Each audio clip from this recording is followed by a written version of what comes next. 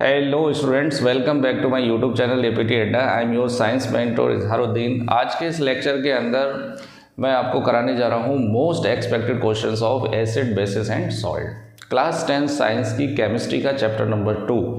और इससे एग्ज़ाम के अंदर आपको बहुत सारे क्वेश्चन मिलने वाले हैं और आई गारंटीड अगर आप इस वीडियो के सारे क्वेश्चन को 1 बाय 1 वीडियो के एंड तक अगर आप बने रहेंगे तो आई गारंटीड कि आपको क्वेश्चन बोर्ड एग्जाम में इसी वीडियो से मिलने वाला है। तो इसके लिए आप क्या करना है, अपने को पेन कॉपी लेकर बैठिए, सारे क्वेश्चन को नोट करिए।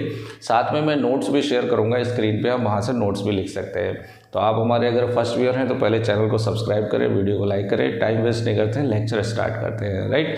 अच्छा, इससे पहले मैंने ऑलरेडी एक वीडियो में डाल चुका हूँ, that is metals and non metals का। उसमें मैंने हार्डली 12 से 13 क्वेश्चन कराए हैं। इसके अंदर भी मैं 12-13 ही क्वेश्चन कराऊंगा। अब इनको लगा लेंगे तो बहुत अच्छे से आप इसको क्या कर सकते हैं, लर्न कर सकते हैं। ठीक है। अच्छा, मैं वैसे तो देखो इसमें 3 चीज़ें, एसिड्स है, बेसिस है और क्या है, सॉल्ट है। तो मैं इसको एक काम करूँगा, 2 तरीके से कराऊंगा। पहले मैं सॉल्ट्स के बारे में बात करूँगा कि सॉल्ट से रिलेटेड क्या क्या प्रोडक्ट बनते हैं, और फिर दूसरे जो आखिरी वाला जो पड़ा हुआ होगा ना आपका, उसके अंदर मैं एसिड और बेस को एक साथ कराऊंगा। तो देखिए, क्वेश्चन लगाने से पहले मैं थोड़ा सा चाहता हूँ कि आप थोड़े से शॉर्ट नोट बनाएं, जिससे आपके सारे क्वेश्चन बहुत आसानी से क्या कर सकें, आप उसे सॉल्व कर सकें। तो आज हम सबसे पहले बात करेंगे सॉल्ट्स के बारे में, है ना। सॉल्ट कैसे बनता है आपको बताया गया, आपके टीचर ने बताया होगा कि अगर आप एसिड का रिएक्शन बेस के साथ कराने, राइट, तो क्या बनता है, सॉल्ट बनता है प्लस वाटर बनता है। और this reaction is known as neutralisation reaction.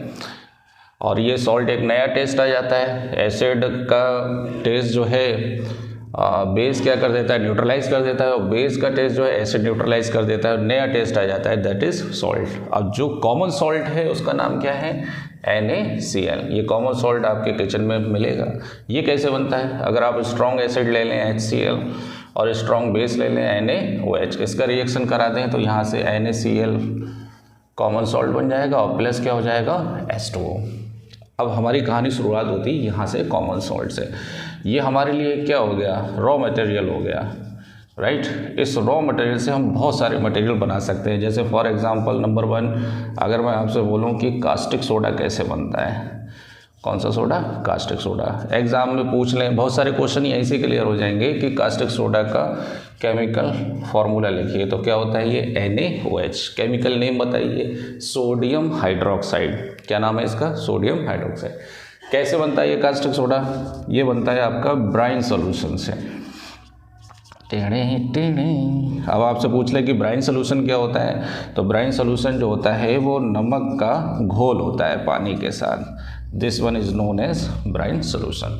अगर आप इसको हीट करेंगे तो यहाँ से मिलेगा आपको कास्टिक सोडा, प्लस 2 गैसेस मिलेंगे, एक क्लोरीन और एक हाइड्रोजन। तो बैलेंस करने के लिए 2 लगा दीजिए, 2 क्लोरीन है ना, और यहाँ पे 2 लगा दीजिए और यहाँ पर भी 2 लगा दीजिए, तो ये बैलेंस हो गया। ये बन गया आपके पास कास्टिक सोडा, सोडियम हाइड्रोक्साइड। लिखते भी जाइए आप इनको, राइट। तो पहला आपने कास्टिक सोडा बना दिया, किसकी हेल्प से, ब्राइन सोल्यूशन की हेल्प से। अच्छा, इस रिएक्शन के अंदर हमें मिला क्या है, एक तो एल्कली प्रोडक्ट मिला है और क्लोरीन गैस मिली है। कौन सी गैस, क्लोरीन। तो इस प्रोसेस को हम क्लोर एल्कली प्रोसेस भी बोलते हैं, क्लोर एल्कली प्रोसेस। अगर पूछ ले एग्जाम में कि क्लोर एल्कली प्रोसेस क्या होता है तो आप ये लिख सकते हैं, रिएक्शन, राइट। चलिए अगला प्रोडक्ट बनाते हैं, that is bleaching powder. Bleaching powder बताइए भाई, ब्लीचिंग पाउडर का फॉर्मूला क्या होता है, CaOCl2। लिखते जाइए। इसका केमिकल नेम है कैल्शियम ऑक्सीक्लोराइड। जनरल नेम क्या है, ब्लीचिंग पाउडर। केमिकल फॉर्मूला क्या है, CaOCl2। ये सारी बातें जो बोल रहा हूँ वो नोट भी करते रहिए आप। अच्छा, ये कैसे बनता है, सॉल्ट ब्राइन सोल्यूशन से बनने वाली कौन सी गैस, क्लोरीन गैस। अगर ये क्लोरीन गैस मैं स्लैग लाइम के ऊपर पास कराऊँ, कौन सा लाइम, स्लैग लाइम, पढ़ा होगा पहले चैप्टर में आपने, है ना। लाइम वाटर भी कह सकते हैं इसे। इसके ऊपर पास कराऊँ तो क्या बनेगा, CaOCl2, ब्लीचिंग पाउडर बनेगा CaOCl2 प्लस H2O, वाटर निकल जाएगा। और इनके सब यूजेस वगैरह वो क्वेश्चन की फॉर्म में आएंगे तब लिखवाऊंगा मैं आपको, ठीक है। ये बनते कैसे, ये सब नमक से बन रहे हैं, तो इसलिए नमक हराम ही नहीं करनी, नमक हलाल ही करनी है, तो इसलिए आप इसको क्या करना है, अपने को याद रखना है। चलिए 3 प्रोडक्ट बना दिए मैंने आपके लिए, ठीक है। चलिए आगे बढ़ाते हैं, हटाओ इसे। चलिए सॉल्ट से और भी बनाते हैं। चौथी चीज़ देखिए, चौथा क्या बनाऊँ मैं, बताइए भाई। एक काम करते हैं, बेकिंग सोडा बनाते हैं। क्या बनाते हैं, बेकिंग सोडा। ये बहुत इंटरेस्टिंग है, बेकिंग सोडा। बेकिंग सोडा का फॉर्मूला क्या होता है, बेकिंग सोडा का फॉर्मूला होता है NaHCO3, राइट। इसका नाम है सोडियम हाइड्रोजन कार्बोनेट, या दूसरा नाम भी लिखिए, लिखते जाइए भाई, पेन कॉपी लेकर बैठिए। सोडियम हाइड्रोजन कार्बोनेट या सोडियम बाइकार्बोनेट, 2 नाम है इसके, राइट। और जर्नल नेम क्या है इसका, बेकिंग सोडा। केमिकल फार्मूला क्या है, NaHCO3। ये कैसे बनता है, ब्राइन सोल्यूशन लीजिए, NaCl प्लस H2O, इसमें 2 गैसेस पास कराइए, एक कार्बन डाइऑक्साइड और एक क्या, अमोनिया। कुछ नहीं करना है, सीधा कंबाइन करके लिख देना है, 2 प्रोडक्ट में आंसर आ जाएगा। एक बनेगा आपका NH4Cl और एक बनेगा आपका NaHCO3। ये हो गया सोडियम क्लोराइड और ये हो गया आपका बेकिंग सोडा। ये किचन वगैरह में यूज़ होता है, पकौड़ा वगैरह बनाने में। ये सारे क्वेश्चन आएंगे, मैं कराऊंगा आगे, लेकिन बनता कैसे वो देखिए। इसके यूजेस भी बताऊंगा मैं, क्या क्या यूजेस है ना। पकौड़ा बनाने में तो यूज़ होता ही है, और भी कई चीज़ों में यूज़ होता है। देखो बैलेंस है Na, देखो NH3 है, यहाँ से H ले लो तो NH4Cl, बाकी Na बचा, H बचा, O इधर मिला दीजिए तो CO3 हो जाएगा ये, राइट। 5वां प्रोडक्ट देखिए, हम बनाएंगे बेकिंग पाउडर। क्या बनाएंगे, बेकिंग पाउडर। अब देखिए बेकिंग पाउडर क्या होता है ना। देखिए बेकिंग पाउडर क्या होता है कि अगर आप बेकिंग सोडा के अंदर अगर कोई माइल्ड एसिड मिला दें आप, mild acid means that can be eatable. Eatable means जैसे आप ले लो टार्टरिक एसिड। कौन सा एसिड, टार्टरिक एसिड। तो ये जो कॉम्बिनेशन है ना पूरा, ये कॉम्बिनेशन क्या कहलाता है आपका, बेकिंग पाउडर कहलाता है ना। अच्छा होता क्या है कि जैसे आप बेकिंग सोडा खाने में डालते हैं तो होता क्या है, रिएक्शन क्या होती है, तो उसमें क्या होता है कि NaHCO3 जैसे ही उसमें जाकर बर्न होता है तो यहाँ से बनता है सोडियम कार्बोनेट Na2CO3, तो 2 लगा लीजिए यहाँ से, है ना। और कौन सी गैस निकल जाएगी यहाँ से, CO2 और प्लस H2O। देखिए बैलेंस है, हाँ बैलेंस है ये कौन सी रिएक्शन है, ये रिएक्शन है जब बेकिंग सोडा कुकिंग के टाइम पर आप डालेंगे उसके अंदर, बर्तन के अंदर, कुकिंग के टाइम पर या खाने के अंदर, तो ये क्या करता है, ये सोडियम कार्बोनेट में टूट जाता है और फिर वहाँ से कौन सी गैस बनती है, CO2। और ये CO2 ही कमाल दिखाती है, ये केक को क्या बना देती है, फ्लफी बना देती है ना। ब्रेड को क्या कर देती है, फुला देती है। ये कौन सी गैस होती है, ये CO2 गैस होती है। अरे बस समझ में, इसीलिए इसका यूज़ किया जाता है क्रिस्पी पकौड़ा, ब्रेड बनाने में, है ना, या केक बनाने में यूज़ किया जाता है बेकिंग सोडा का, राइट। और बेकिंग पाउडर क्या होता है, उसके अंदर आप एसिड को मिला दीजिए, क्या बन जाएगा, बेकिंग पाउडर। अच्छा यहाँ से ये जो प्रोडक्ट मिला है ये, अब ये तो बड़ा कमाल की बात है कि इस प्रोडक्ट के अंदर अगर हम वाटर मॉलिक्यूल ऐड कर दें तो ये खाने वाली चीज़ से धोने वाली चीज़ बन जाएगी, दैट इज़ वॉशिंग सोडा। अगला हम क्या पढ़ेंगे, वॉशिंग सोडा। देखिए ये भी बड़ा इंटरेस्टिंग है। वॉशिंग सोडा कैसे बनेगा, सोडियम कार्बोनेट, जो किससे बनेगा आपका, बेकिंग सोडा। बेकिंग सोडा को बर्न करिए, उससे क्या बनेगा, सोडियम कार्बोनेट। इसके साथ आप 10 मॉलिक्यूल ऑफ H2O ऐड कर दीजिए तो क्या बन जाएगा, ये Na2CO3.10H2O। इसका नाम है सोडियम कार्बोनेट डेकाहाइड्रेट।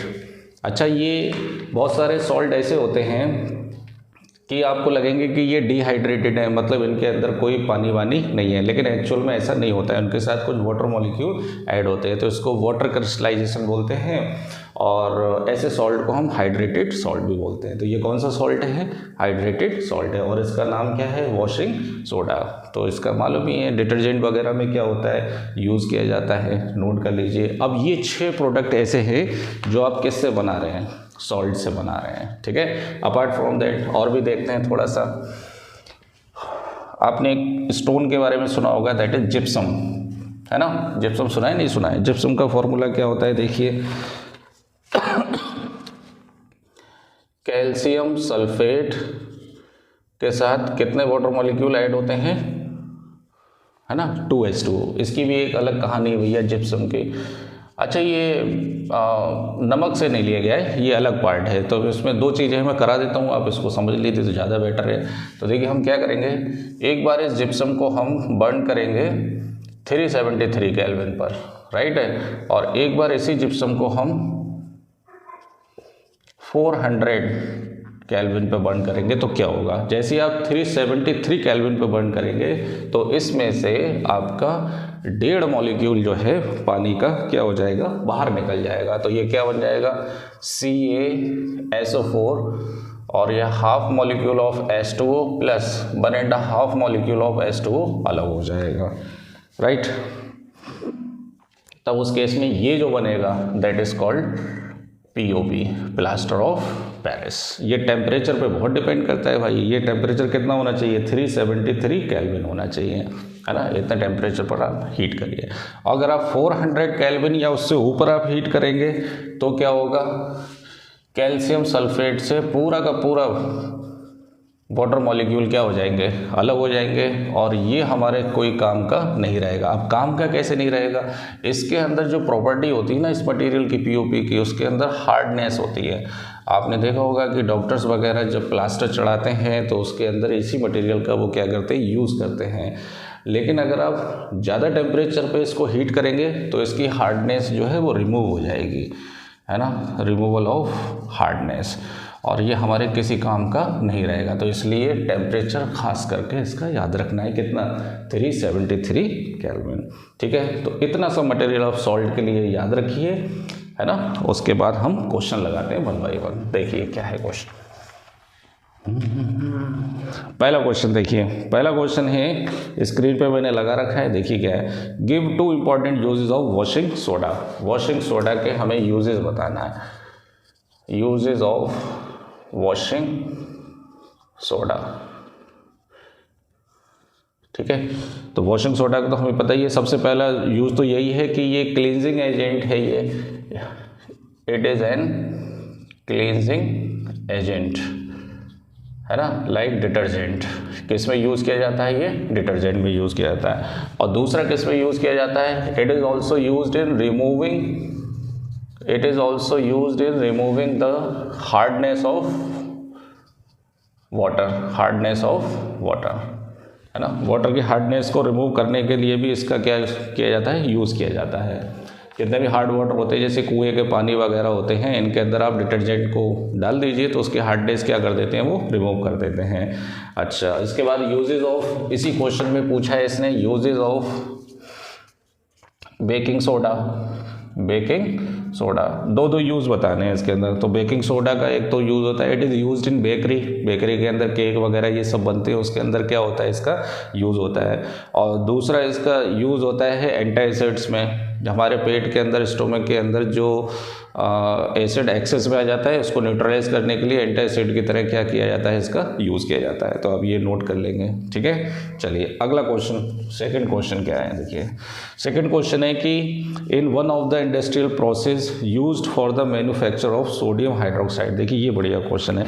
अब जितना मैंने पोर्शन कराया है सॉल्ट को लेकर, वही क्वेश्चन घुमा फिरा के पूछेगा। ये देखिए कैसे, स्क्रीन पे मैंने क्वेश्चन लगाया है, ध्यान से देखिए उसको। In one of the industrial process used for the manufacturing of sodium hydroxide, a gas X is formed as byproduct। तो इसका मतलब ये कौन सा प्रोसेस यूज हो रहा है, क्लोर एल्कली प्रोसेस यूज हो रहा है। क्लोर एल्कली प्रोसेस। कैसे? इसके अंदर ब्राइन सोल्यूशन लेते हैं NaCl प्लस H2O, तो इससे क्या बनता है हमारे पास NaOH प्लस Cl2 और प्लस H2।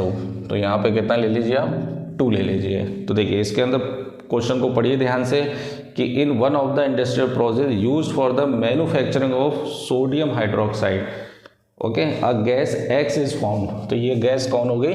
X हो गई, right.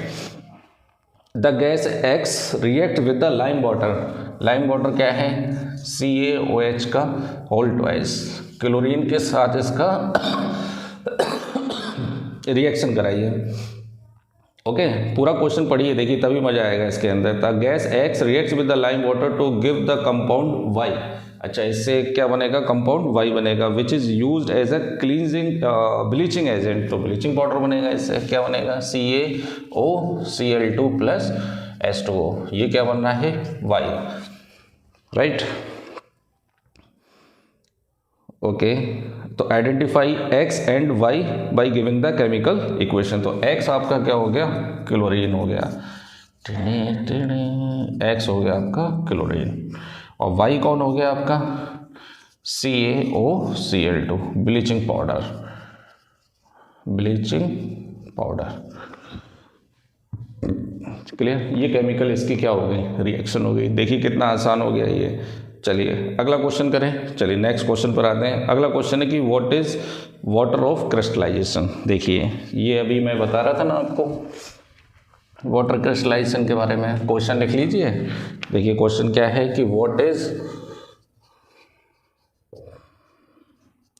Water of crystallisation.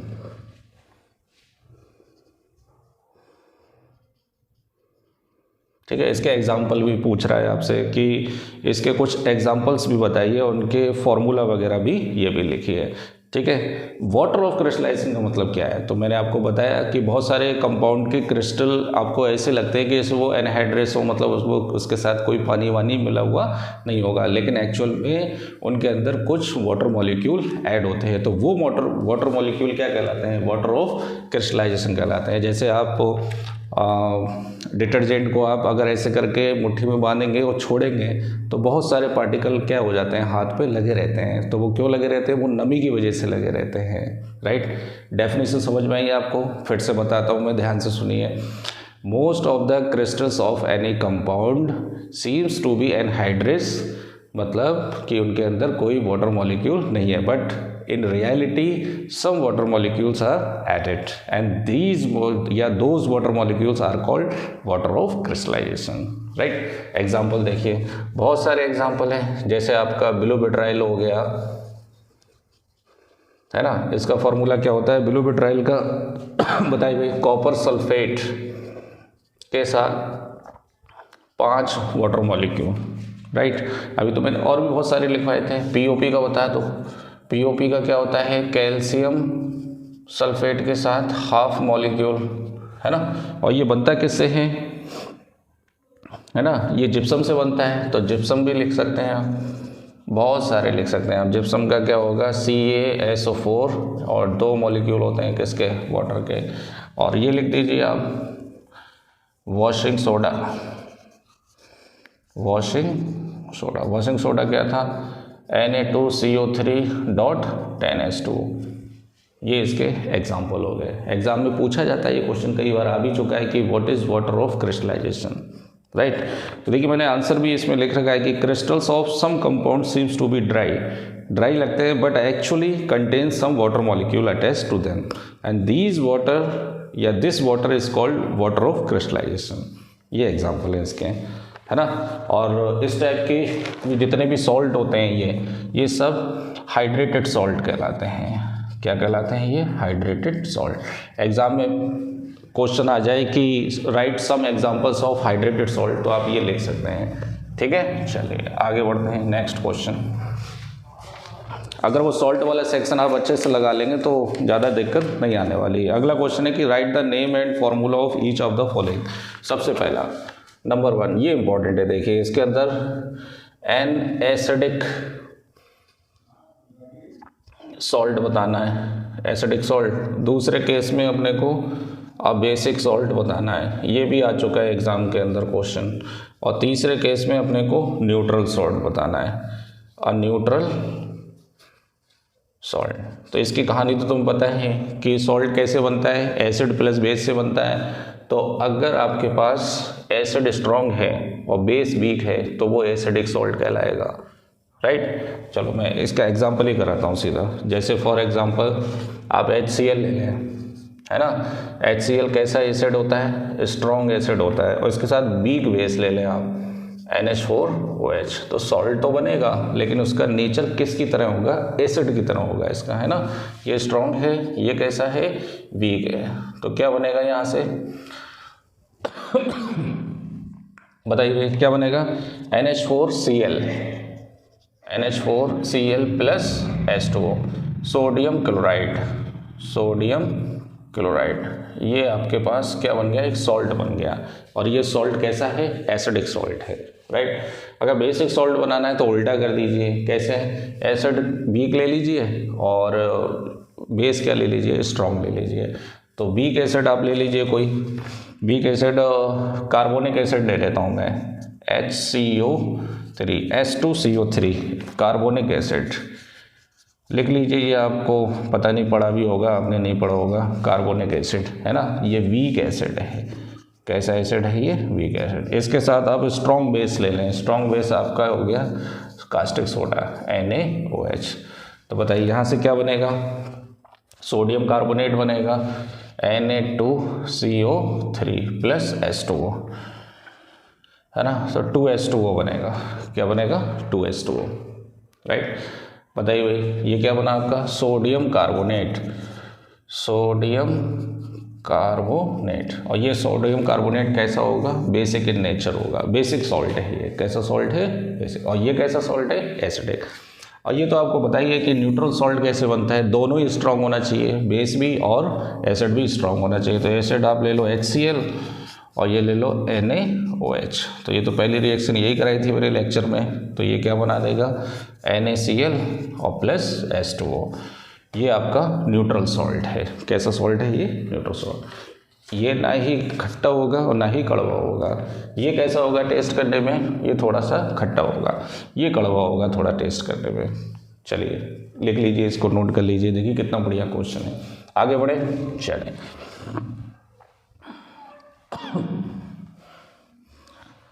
Next question है, ये भी देखिए क्वेश्चन मैंने स्क्रीन पे लगा रखा है, इसमें X, Y, Z ये सारी चीज़ें पूछी है इसने। तो इसमें देखिए, a metal carbonate X on heating a gas gives a gas which when pass through the solution Y gives the carbonate back। Okay, तो आपके पास कोई मेटल कार्बोनेट है। तो मेटल कार्बोनेट में हम जनरली क्या पढ़ते हैं, जैसे हमने जो पढ़ रखा है ज़्यादातर हमने कैल्शियम कार्बोनेट के बारे में बात करी है। अगर मैं ये ले लूँ कैल्शियम कार्बोनेट, तो देखिए क्या होगा, अगर मैं इसको बर्न करूँ तो यहाँ से CaO और प्लस कौन सी गैस निकलेगी, CO2 गैस निकलेगी। ठीक है, एक ट्रायल लेकर देखते हैं कि अब metal carbonate X on heating with an acid gives a gas which when passed through the solution Y gives a carbonate back। अच्छा, किसी सॉल्यूशन Y के साथ अगर मैं CO2 को मिला दूं, तो CO2 को किसके साथ मिलाऊं कि जिससे मुझे दोबारा क्या मिल जाए,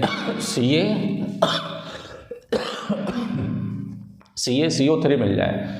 तो लाइम वाटर ले लीजिए, लाइम वाटर क्या था, CaOH का होल ट्वाइस। क्यों, क्योंकि हम पहले चैप्टर में पढ़ चुके हैं, पहले चैप्टर में CaCO3 और प्लस क्या बन जाएगा, H2O बन जाएगा। तो ये तुम्हारा कौन हो गया, Y हो गया आपका, है ना, सिलेक्ट लाइम हो गया Y आपका। On the other hand a gas G that is obtain at anode during electrolysis of Bryan. Okay, brine solution का तो तुम्हें पता ही है, ब्राइन सोल्यूशन क्या होता है, NaCl प्लस H2O। इसका हम इलेक्ट्रोलिसिस करेंगे तो क्या बनेगा, यहाँ से NaOH plus Cl2 plus H2O, right.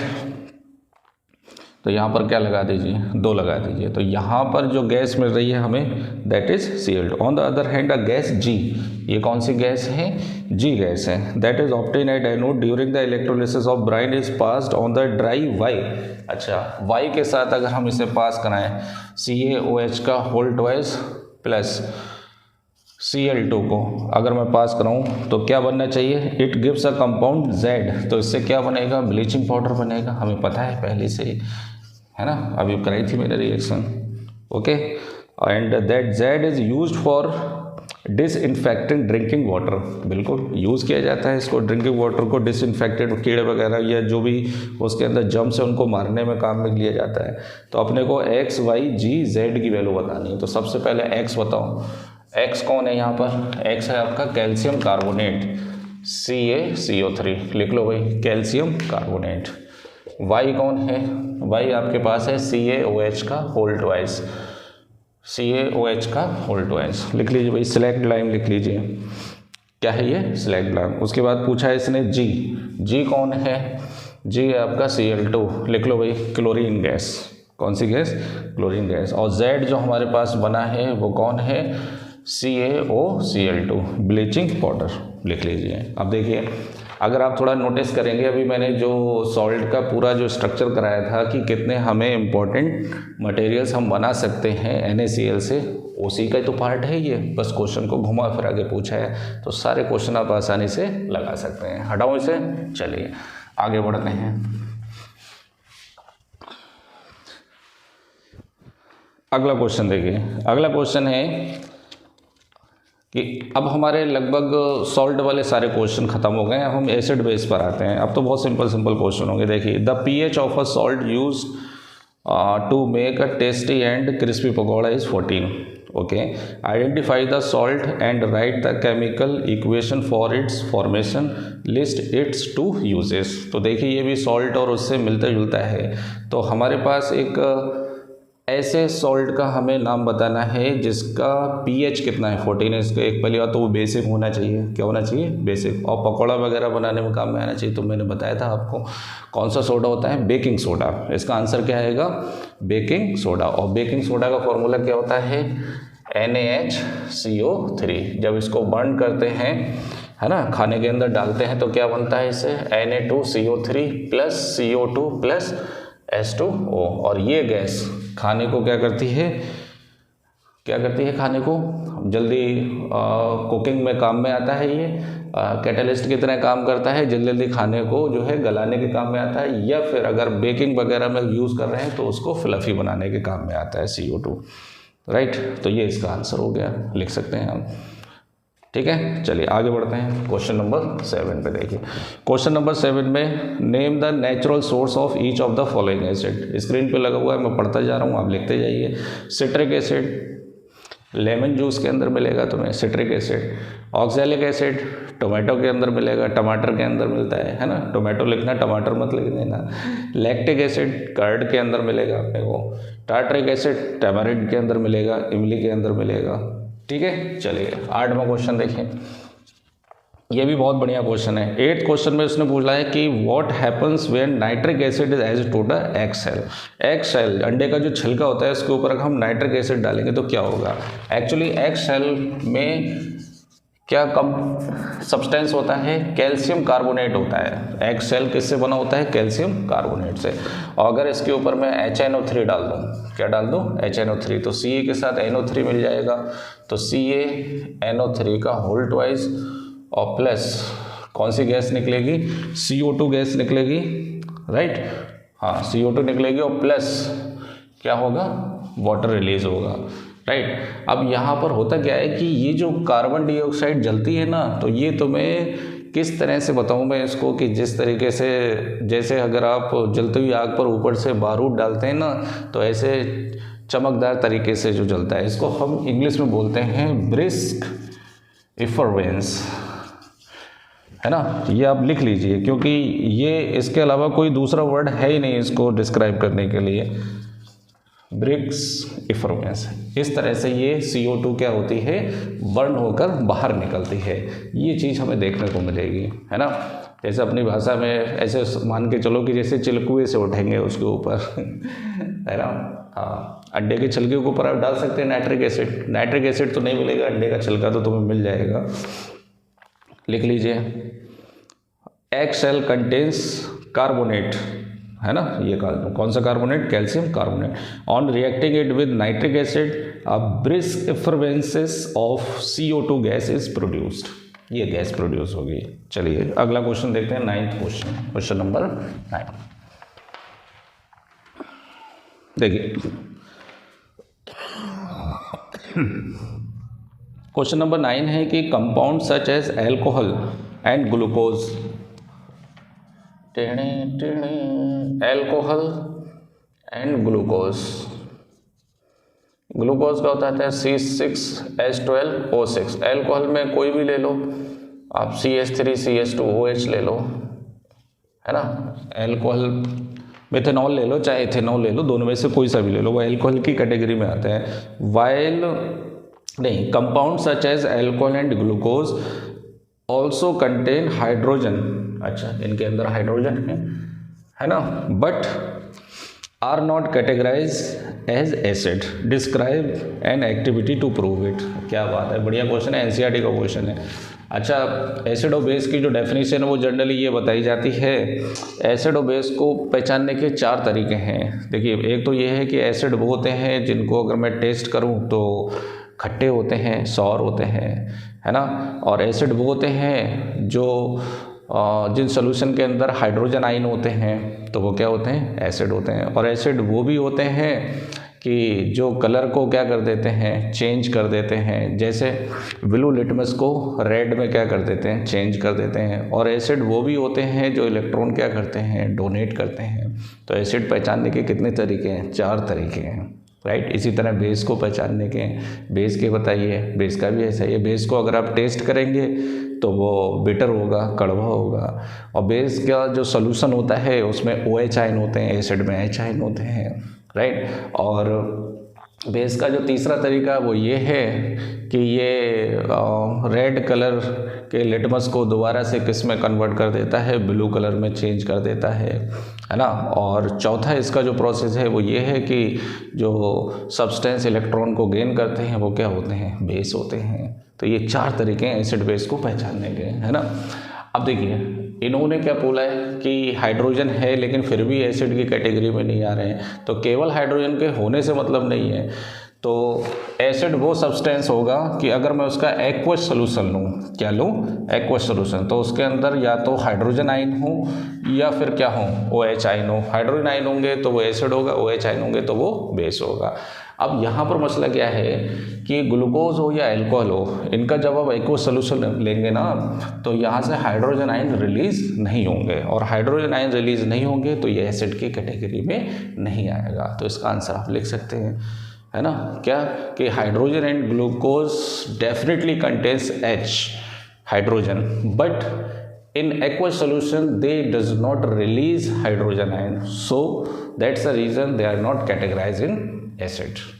Okay और इसका एक सिंपल सा एग्जांपल, इसके अंदर आप क्या करेंगे? एक फिगर बनाएंगे, इलेक्ट्रोड लेंगे, यहाँ पे बैटरी से क्या कर देंगे? कनेक्ट कर देंगे, एक बल्ब लगा देंगे और इसमें ग्लूकोज या एल्कोहल का सोल्यूशन लेंगे तो ये बल्ब ग्लो नहीं करेगा। और जब ग्लो नहीं करेगा तो समझ जाना कि इसके अंदर H आयन या OH आयन नहीं है।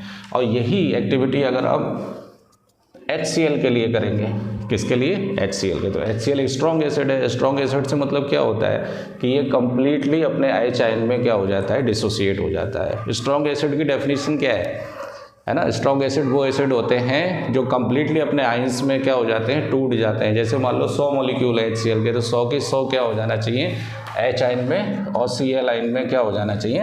ब्रेक डाउन होना चाहिए। तो वो स्ट्रॉन्ग एसिड होते हैं। वीक वो होते हैं जैसे 100 में से केवल 60-70 ही आयनाइज हुए, बाकी के आयनाइज नहीं हुए, तो वो वीक एसिड होते हैं। अगला क्वेश्चन भी NCERT का, ये बहुत ही इंपॉर्टेंट क्वेश्चन है। इन्होंने कहा है कि जब भी आप एसिड को डाइल्यूट करते हैं तो ये क्यों रिकमेंड किया जाता है कि आप एसिड को पानी में डालें पानी को एसिड में न डालें। तो ये तो सिंपल सा लॉजिक है कि अगर आप एसिड के अंदर पानी डाल देंगे ना तो बहुत ही हाईली एक्सोथर्मिक रिएक्शन होगी और वो रिएक्शन की वजह से हीट जो है बहुत ज़्यादा क्वांटिटी में निकलेगी। हो सकता है कि उससे आपके चेहरा या पूरी बॉडी क्या हो जाए, डैमेज हो जाए। तो इसलिए बच्चों को सिखाया जाता है कि पहले आप किसी टेस्ट ट्यूब में या किसी बीकर में क्या लें, पानी लें, इसके अंदर पानी लें और किसी ड्रॉप वाली चीज़ से, ये सिरिंज होती है ना, उसमें आप एसिड लें। क्या लें? एसिड। और एसिड जो है ड्रॉप बाय ड्रॉप इसमें क्या करेंगे, धीरे धीरे मिलाते जाएंगे और साथ में इसको स्टीयर करते जाएंगे, मतलब बीकर को घुमाते जाएंगे, जिससे कि ये आसानी से क्या हो जाए, डाइल्यूट हो जाए और रिएक्शन जो है बहुत तेज़ी से ना हो। अगर ये रिएक्शन तेज़ी से कराना है आपको तो उल्टा कर दीजिए। आप उल्टा कैसे, कि एसिड रखा हुआ है उसके अंदर क्या डाल दीजिए, आप पानी डाल दीजिए। अब कुछ बच्चे बोलते हैं कि सर बैटरी के अंदर तो हम पानी डालते हैं। तो मेरे भाई बैटरी के अंदर जो एसिड होता है ना वो पहले से बहुत डाइल्यूट होता है, उसकी कोई औकात नहीं होती, वो ज़्यादा वैसा कंसनट्रेटेड नहीं होता है वो, है ना। लेकिन जो कंसनट्रेटेड एसिड होते हैं उसके अंदर अगर ज़रा सा भी पानी डाल दिया ना तो समझ लेना कि आग लग जाएगी वहाँ पर। और यही वजह है कि लैब के अंदर जो है अगर डाइल्यूशन कराया जाता है तो आपको समझाया जाता है कि आप क्या करें, बीकर लें, उसके अंदर पानी लें पहले, और पानी के अंदर एक एक बूंद करके आप क्या डालें, उसके अंदर एसिड डालें और उसको स्टेयर करते रहें, तभी वो डाइल्यूट होगा एसिड। ठीक है, एक तो इसका आंसर ये लिख सकते हैं। अगला क्वेश्चन है वेरी इंपॉर्टेंट कि calcium phosphate is present in tooth enamel. अब देखिए टूथ एनेमल जो होता है हमारी बॉडी के अंदर हार्डेस्ट सब्सटेंस होता है। हमारी बॉडी में सबसे ज़्यादा स्ट्रॉन्ग सब्सटेंस कौन होता है? एनेमल होता है, टूथ एनेमल, है ना। और इसके अंदर कौन है? Calcium phosphate. कैल्शियम फॉस्फेट का फॉर्मूला होता है CA3PO4 का होल ट्वाइस, ये होता है कैल्शियम फॉस्फेट। तो उसने क्वेश्चन क्या पूछा है? क्वेश्चन पूछा है कि calcium phosphate is present in tooth enamel, it's nature is, इसका नेचर क्या होगा? बेसिक होगा, एसिडिक होगा, न्यूट्रल होगा या एम्फोटरिक होगा? तो इसका नेचर बेसिक होता है। कैसा होता है? बेसिक।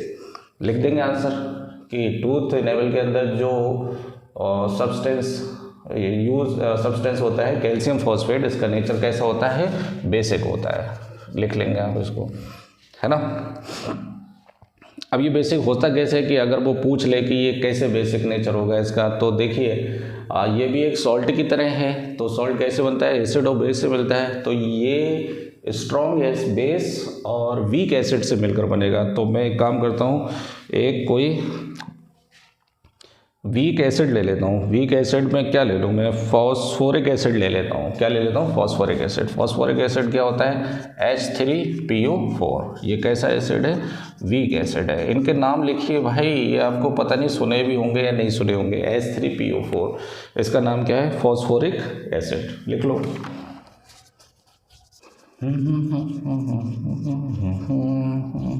कौन सा एसिड है? फॉस्फोरिक एसिड है। लिख लीजिए इसको। फॉस्फोरिक एसिड के साथ आप कैल्शियम हाइड्रोक्साइड, अच्छा आप इसके साथ रिएक्शन करा रहे हैं ना, तो ये तो पहले से वीक है, तो ये स्लाइटली स्ट्रॉन्ग होगा, बहुत ज़्यादा स्ट्रॉन्ग बेस नहीं है ये कैसा है?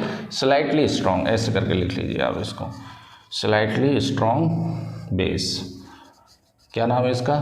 Calcium hydroxide. तो देखिए यहाँ से क्या बनेगा? ये बनेगा CA3, है ना। तो यहाँ पे 3 ले लेंगे। क्या बनेगा? CA3PO4 का होल ट्वाइस, PO4 का होल ट्वाइस प्लस H2O। अब H2O कितने आएंगे? 6 आएंगे। क्यों 6 आएंगे? क्योंकि यहाँ से 6 ये हो गए और 3 दूनी 6 हो गए, तो 6 6 12, तो 6 वहाँ पे जाएगा, 6 दूनी कितना हो जाएगा? 12 हो जाएगा। This one is known as, बताइए क्या? एनेमल के अंदर होता है कैल्शियम फॉस्फेट, है ना। इसका नेचर कैसा होगा? बेसिक होगा ये, राइट। लिख लीजिए इसको। अब होता क्या है कि इससे रिलेटेड और भी बहुत सारे क्वेश्चन बन सकते हैं। क्या कि जब भी हमारे माउथ का pH 5.5 से नीचे गिरता है, 5.5 से नीचे गिरने का मतलब 2, 3 या 4 हो जाता है, तो ये ज़्यादा एसिडिक होने लगता है। ये होता कैसे है कि हम दिन भर जो कचरा खाते रहते हैं ना, जैसे चॉकलेट है या खाना है या बहुत सारे जो भी हम दिन भर खाते हैं तो उसकी वजह से दांतों में बहुत सारे बैक्टीरिया जो हैं वो रह जाते हैं, और वो बैक्टीरिया धीरे धीरे इस बेस को, इसकी बेसिक की जो प्रॉपर्टी है ना बेस की, वो कम करते चले जाते हैं और दांत एसिडिक होने लगते हैं, और उसकी वजह से हमारे दांत क्या हो सकते हैं, ख़राब हो सकते हैं। और यही वजह है कि जो हम सुबह उठते हैं तो पहले जो एक्सेस में जो एसिड आया है खाने की वजह से, चॉकलेट की वजह से, तो हम वो टूथपेस्ट करके उसको क्या कर देते हैं, बैलेंस कर देते हैं। समझ में आया? चलिए, वेरी गुड। हटाओ इसे, नोट कर लेना इसको, है ना। दांतों का पीएच कितना होता है? हमारे मुंह के अंदर जो दांत होते हैं मुंह के अंदर ही होते हैं मेरे भाई कितना पीएच होता है? 5.5। अगर इससे नीचे जाएगा पीएच तो समझ लेना कि एसिडिक हो रहे हैं। एसिडिक हो रहे हैं तो इसका मतलब दांतों को नुकसान पहुंच रहा है, और स्पेशली जो कैल्शियम फॉस्फेट है वो हमारा डैमेज होने के चांसेस हैं। चलिए अगला क्वेश्चन, इंडिकेटर के बात करते हैं। तो इंडिकेटर में सिर्फ रिकमेंड करूँगा कि आप सिंथेटिक ही पढ़ें, सिंथेटिक इंडिकेटर। वैसे 3 टाइप के होते हैं, नेचुरल इंडिकेटर होते हैं, ऑल्फैक्टरी होते हैं, सिंथेटिक होते हैं। तो नेचुरल में तो आपको मालूम है, टर्मरिक है और आपका लिटमस पेपर है, ये सब आपको पता है। लेकिन एग्ज़ाम के अंदर आता है सिंथेटिक से, है ना। तो सिंथेटिक में 2 ही हैं, एक आपका कौन सा है, फेनोल्फ्थलीन। स्पेलिंग भैया बहुत सही से याद रखना है इसकी, फेनोल्फ्थलीन, है ना। और एक आता है मिथाइल ऑरेंज, मिथाइल ऑरेंज। इसको याद करने का मैं तरीका बताता हूँ। पहले तो इनके जो ओरिजिनल कलर है वो याद करो। तो फेनोल्फ्थलीन पहले से ही क्या होता है, कलरलेस होता है। कैसा होता है ये? कलरलेस, है ना। और इसका कलर पहले से ही क्या होता है, ऑरेंज होता है। पहले तो याद रखो। अगर आप एसिड डालेंगे किसके अंदर, फेनोल्फ्थलीन के अंदर, तो कुछ नहीं होगा, वैसा का वैसे ही रहेगा, कलरलेस ही रहेगा। कैसा रहेगा ये? Colourless, right. और अगर कहीं बेस डाल दिया आपने तो बेस डालते ही ये कैसा हो जाएगा, पिंक हो जाएगा इसका कलर।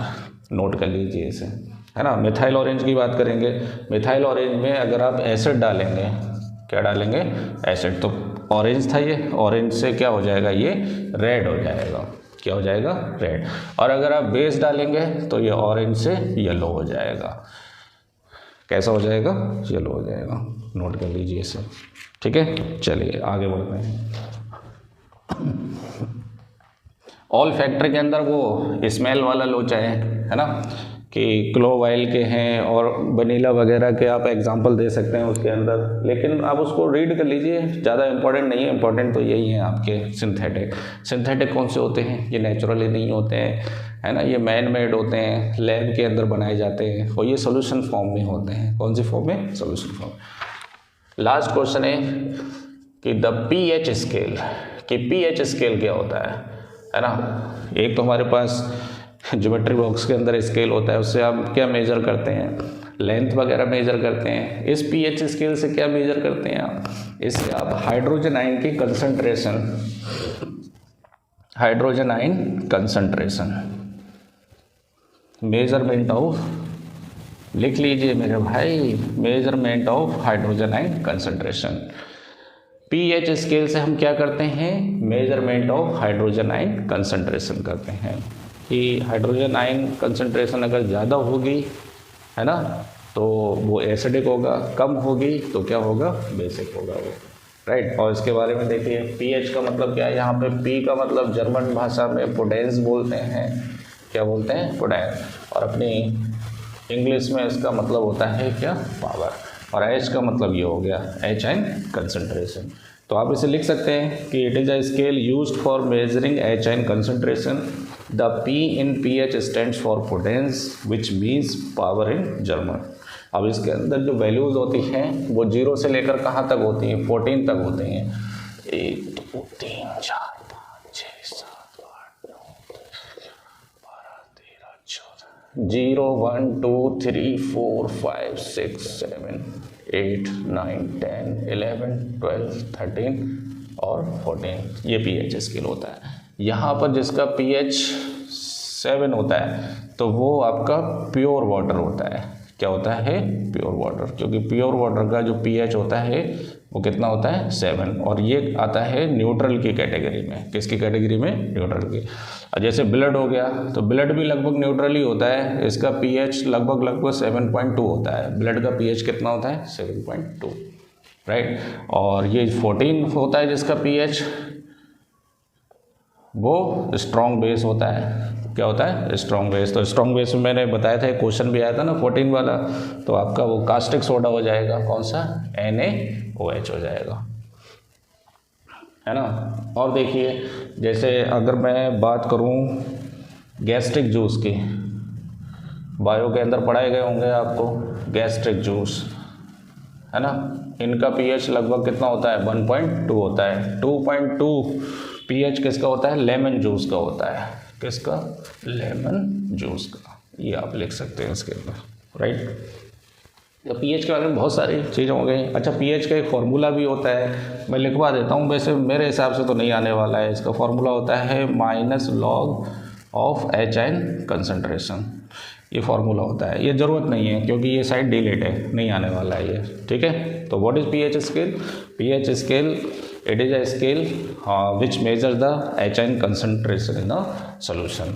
तो ये आपका लेक्चर कंप्लीट हो गया है। इसके अंदर मैंने हार्डली कितने क्वेश्चन कराए? 13 क्वेश्चन ही कराए हैं। इससे पहले का वीडियो आप देखिए, उसके अंदर भी मैंने 13 ही क्वेश्चन कराए थे। मिलते हैं नेक्स्ट वीडियो में कार्बन एंड इट्स कंपाउंड में, वो भी वन शॉट लेक्चर रहेगा उसके अंदर। Thank you.